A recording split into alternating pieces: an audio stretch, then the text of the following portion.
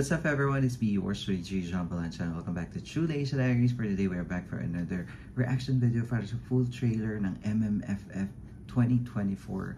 Ito ay ang The Kingdom starring Bossing Vic Soto with, of course, Papa P, Piolo Pascual. Oh my God! This is the first time na magsasama si Piolo Pascual at si Vic Soto sa isang pelikula. And as I know, The Kingdom is like a Filipino traditional family drama movie. So tingnan natin ano ang execution nito ng ni directed by Michael Tuviera.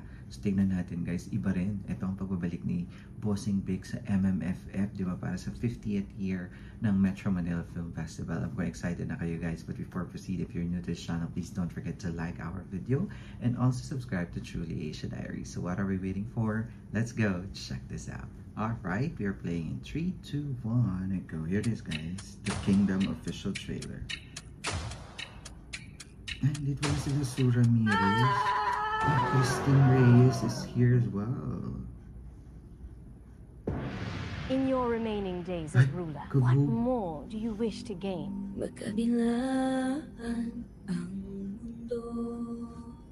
Only for the kingdom to continue to prosper in the hands of my chosen successor.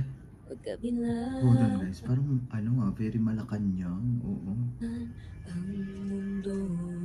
Paano tayo babangon kung may gumagana siya sa paghihirap natin? Hindi ko pa nasanay. Bakit nga malilo eh?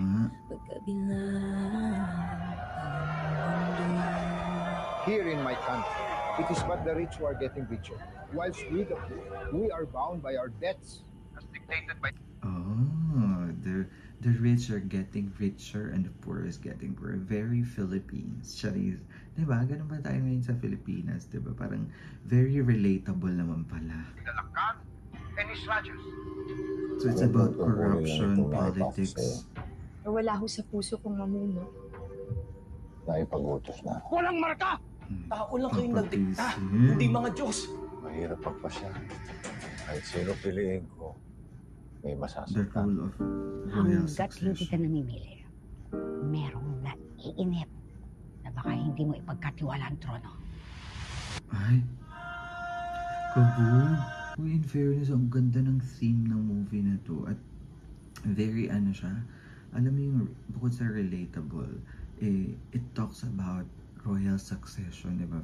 I think it talks about politics, no? Yung parang, di ba nga, uso sa Philippines yung mga monarchy, ganyan. Ano ba tawag doon? Yung pag magkakapamilya lang yung namumuno. Ganon. Ganda ng concept. In fairness sa production design, ay, ganda ni Sue. Hindi mo kami maluloko! Oh my gosh. May pauwa. Isa pa sa here. Sid Lucero. Dadanak ang dugo. Dadanak ang dugo sa inyong tahanan. Bakit tayo huminto?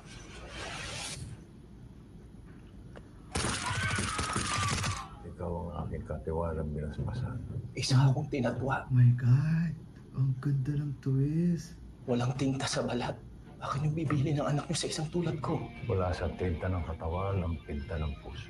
Ay, wala sa pinta ng katawan ang pinta ng puso. Oh my gosh. Papa P and Sue Ramirez pala.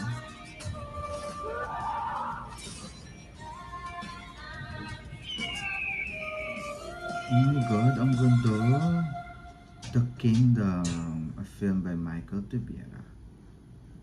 There you have it guys, that is the official trailer of The Kingdom starring Vic Soto and Piolo Pascual. Oh my God, grabe, kakaiba yung concept nila. Talks about politics, tapos family, tapos the drama. Oh my God, iba. Ang ganda ng cinematography, the production design. In fairness talaga, kaabang-abang, no? Parang isa to sa, hindi lang naman isa, but of course, everyone, dapat lahat, i-support natin lahat ng movie for MMFF this year. But yung parang uunahin mo siya, the way that they execute trailer. Ang ganda ng pagkakagawa and the twist, and also yung, alam mo, aabangan mo kasi Piolo Pascual, diba? Drama, and then Vic Soto doing drama as well. At ang seryoso ni Bossing dito ha. Ito ata kanyang first MMFF na hindi siya magpapatawa. Parang wala ako nakitang comedic vibe kay Vic Soto dito. Very seryoso. Talagang siya ang king of the kingdom for this movie. So nakaka-excite yan. Alam ko excited na kayo guys. You can comment down below, and also don't forget to like our video and also subscribe to True Leisha Diaries. Once again, my name is John. This is True Leisha Diaries. I'll see you on my next one. Spread happiness guys. Bye for now.